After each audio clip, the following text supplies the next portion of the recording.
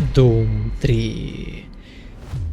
В Steam существует две версии игры, но откуда вам знать, ведь официально для покупки есть только одна версия, и это BFG Edition. Посмотрев разницу между оригиналом...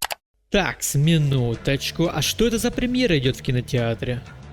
Игры мне в библиотеку упало две части. Оригинальный Doom 3 и его официальное переиздание BFG Edition. Это что ж получается? Погодите-ка, это вообще как? Я, значит, покупаю ключ на зарубежном сайте, а выходит, классик идет в комплекте переизданий? Это хоть где-то написано... It's time for bed, kids. Cartoons are over.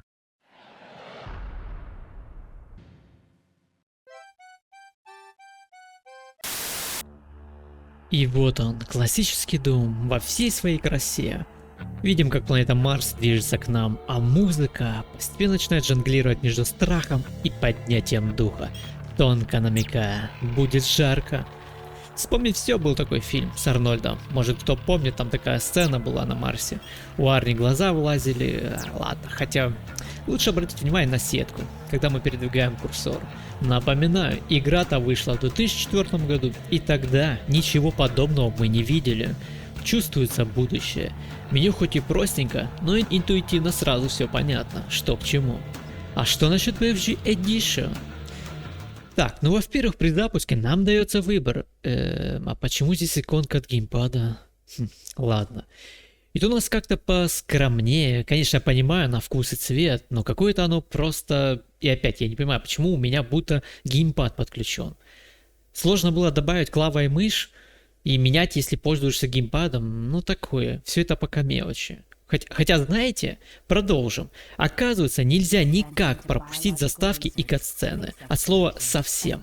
Я всю клавиатуру вместе с мышкой нажимал, и нет, не пропускается. Окей, я так понимаю, это чтоб наши 2 часа возврата точно сгорели.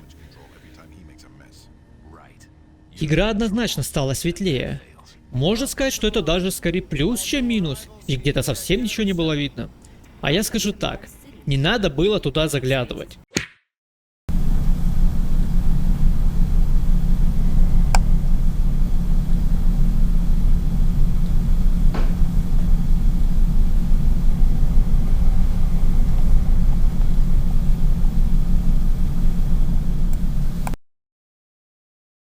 Все-таки было задумано. Игра — сплошной темный коридор с ранжированием фонарика и дробовика. А как вам новый КПК?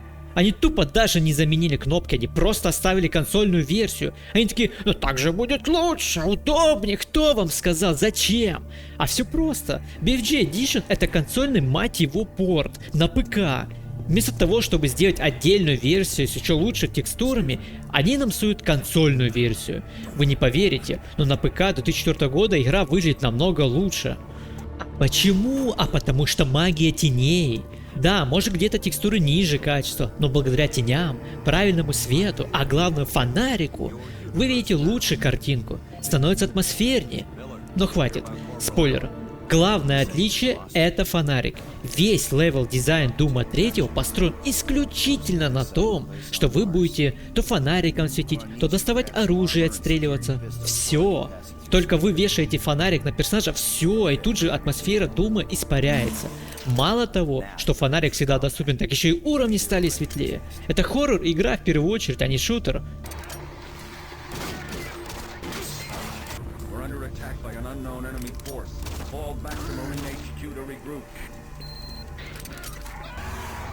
Давайте так. Можно ли играть в переиздание? Да. Если вам нравится проектор слева от вас на плече, и вы хотите меньше пугаться. Плюс, когда вы без фонарика, при стрельбе в противника, вы тем самым на мгновение освещаете себе маленькую область видимости, что играет на атмосферу. Я несколько раз пугался от того, что убивает зомби, от вспышки дробовика я замечаю другого зомби, который ползет ко мне. Поэтому фонарик как отдельный предмет крайне важен, особенно при обнаружении трупа, ибо смерть не означает конец. Летящие головы могут вселяться в тела и не обязательно вживую, главное, чтобы еще не остыло. Поэтому если в Resident Evil ремейке мы сжигаем тело, то тут достаточно пару ударов фонариком, и тело разложится на молекулы. Вот бы так в жизни было. Окей, с фонариком разобрались. А что касается дробовика? Да, он нестабилен, стоит тебе только отойти на пару метров и лучше уже достать пистолет. Но с другой стороны, если бы дробовик был бы дробовиком, зачем тогда другие пушки, спросите вы? Подбегаешь к любому монстру и стреляешь. Это сбалансированное оружие, когда патронов на что-то мощнее нет, да и прицелиться особо не нужно, благодаря высокому разбросу.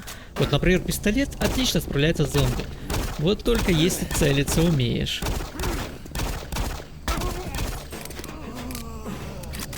Ну давай же, ну что ж с тобой не так? Ну же. Да ну... О. Ту помог. Далее у нас на очереди автомат. Сам дизайн и то, что есть маленький дисплей, который подсвечивает патрон, дает ему плюс к 100 баф крутизны, а отдача позволяет лучше вести огонь на поражение. Но что если я вам скажу, что еще есть более крутая пушка, а именно пулемет? Да, отдача уже не так контролируется, зато какая скорость. А что если здоровья много, а врагов мало? Правильно, гранаты. Очень эффективны и суицидальные. Стоит вам немножко передержать или кинуть слишком близко, то урон войдет в вас быстрее, чем вы успеете отскочить. Зато одна граната убивает от всяких пауков до солдата, а две гранаты впитывают более сильные противники. Но это если играть на кошмаре. На нормале, думаю, все от одной гранаты отваливают. Это равносильно ракетнице. Думаю, урон у них одинаковый. По поводу бластера, самое мощное перед BFG оружие. Главное, чтобы патроны были. В общем, в доме есть чем побаловать себя. И не только. Демоны только и ждут тебя. Где стоит жирный пацан? Не называй меня жирным, пидорас!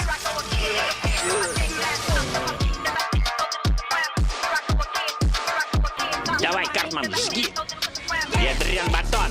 Блять! Уважай мой неебательский авторитет! Говорят, что больше 60 кадров в игре нельзя получить, а если даже разблокировать фреймрейт, то игровой движок игры начнет сыпаться и потекут артефакты. Но есть решение, и решение это называется Lossy Scaling. Запускаем программу, выставляем генерацию кадров в версии 3.1, режим фиксированный и множитель 2, ибо у меня максимальная герцовка экрана 100. Масштабирование я выбрал бы Case. Резкость где-то до 70%, метод автоматический и пропорции. Также не забываем выставить горячие клавиши для удобства и запускаем игру в оконном режиме. И что мы видим? Все прекрасно работает, плавно и никакого даже input лага нет. А что касается сюжета, ну, он тут есть. Но лучше давайте расскажу о КПК и как мы взаимодействуем с компьютерами. Вот что-что, об этом надо было в начале видеоролика рассказывать. Ладно. Прямо в начале игры нас никто не гонит, и мы можем спокойно потыкать дисплей, узнать различную информацию вплоть до кодов от замков. В самом КПК есть данные пользователя, собранные другие КПК, в которых могут быть как текстовые сообщения, так и аудио. А еще встречается видео, но намного реже. Кстати, как насчет узнать, что скрывается за закрытыми дверьми или даже стенками? Вот это, думаю, будет самое интересное. Как насчет спуститься вниз? Так, нам определенно нужен фонарик. Так, ну фонарик есть. Будет ли он тут всегда светит? Посмотрим, а тут у нас ничего. Даже никакого у тебя секретика даже нет. Хоть что-то бы. Так, ну давайте попробуем наверх тогда. И тоже, да, ничего. Но все равно прикольно. Интересно. Посмотрим, что за этой дверью есть. О, тут что-то даже, может быть, когда-то планировалось, но... Ага, тут у нас вроде как есть что-то, но и нету, да? Интересная коробка такая. Забытая коробка. О, это тоже было интересно. В доступе отказано. Поговорить мы не можем, но Джои реагирует на нас. Мне показалось, что тут было.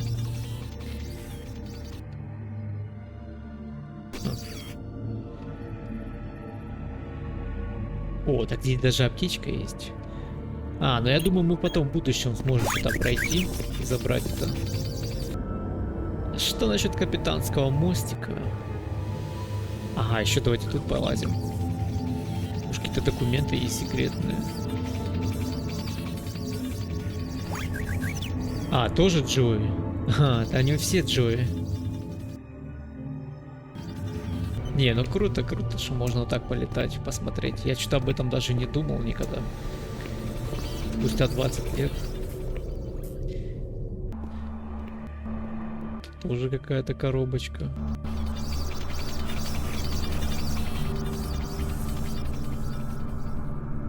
Джой. О, даже взаимодействие есть. Опа. Интересно, он будет нас атаковать? Давайте попробуем отключить.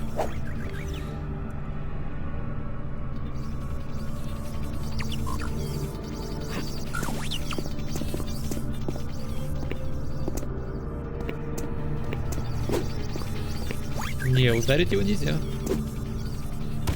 А, не, можно. Я случайно. О, ой-ой-ой. Подожди, так это так со всеми можно будет сделать? В доступе отказано. Погодите. А, ну да, у нас же здесь, по идее, не должно быть ни оружия, ничего такого.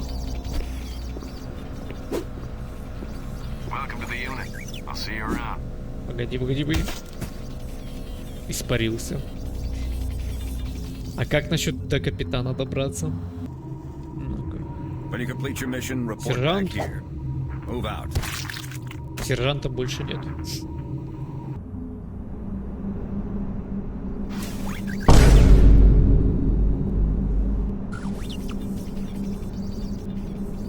Так, погодите, а мы можем-ка?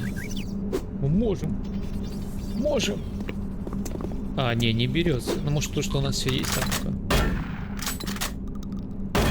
О, он реагирует. Ой, я случайно.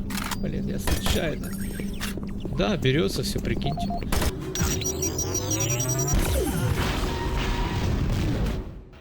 Что же такое Doom 3? А я вам отвечу. Это игра, которая опередила свое время, прям как Crysis. Только там 10 кадров было, а тут все 20. Но что-то показали нам будущее видеоигр. Насколько реалистичны они могут быть. Классная игра, даже несмотря на дату выхода.